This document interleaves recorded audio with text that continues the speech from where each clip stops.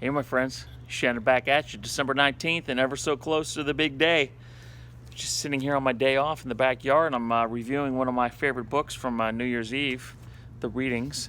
And I thought, this is a pretty cool book and they should have something like this for the nurse's perspective. So in my spare time here on my day off, I just wrote a couple things. I'm gonna throw it out at you. 'Twas the night before Christmas, the nurse's perspective. 'Twas the night before Christmas, when all through the halls, not a patient was stirring. No, there would be no falls.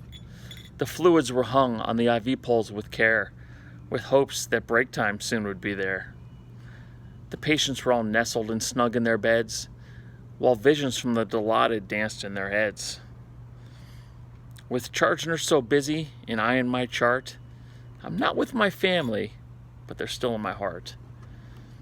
When down the hall there came such a clatter, I sprang from the station to see what was the matter. Away to the room I flew like a flash, tore open the door and threw back the sash. The green on the front of her newly changed gown, 'twas all I could do to keep my own nausea down. Oh, then what to my wondering eyes should appear but a plugged sink full of vomit in my terrified eyes in the mirror. From a cute little old lady, so lively and quick, I knew in a moment I just may be sick.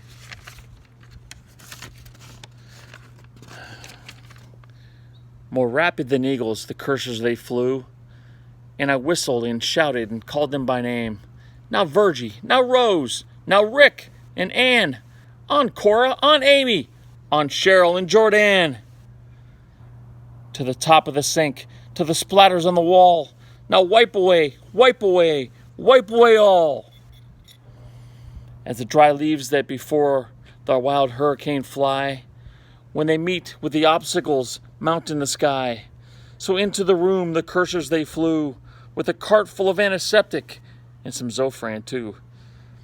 And then I heard a grunt coming from the bed. The tossing and turning filled me with dread. As I gathered my thoughts and was turning around, down to the floor came a massive code brown. There she appeared, covered in fur from her head to her feet, and the gown was all tarnished and green and looked like digested meat. A ton of wipes I had flung on my back, trying to keep it together, sharp as a tack.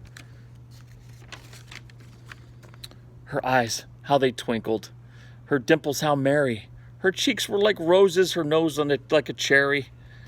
Her droll little mouth was all drawn up like a bow, but still a sink full of vomit, plugged with nowhere to go.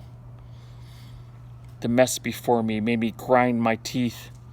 Thoughts of patient satisfaction circled my head like a wreath. She had a broad face and a little round belly that shook when she heaved like a bowl full of jelly. I looked in the mirror and saw a jolly old elf, and I laughed when I did in spite of myself. With a wink of my eye and a twist of my head, soon gave me to know I had nothing to dread. I spoke not a word, but went straight to my work, cleaning the sink, the patient, and floor from the murk. When it was done, the shift was over, and I was kissing my four-leaf clover. I gave my report and closed out my chart, and it was finally time for me to depart.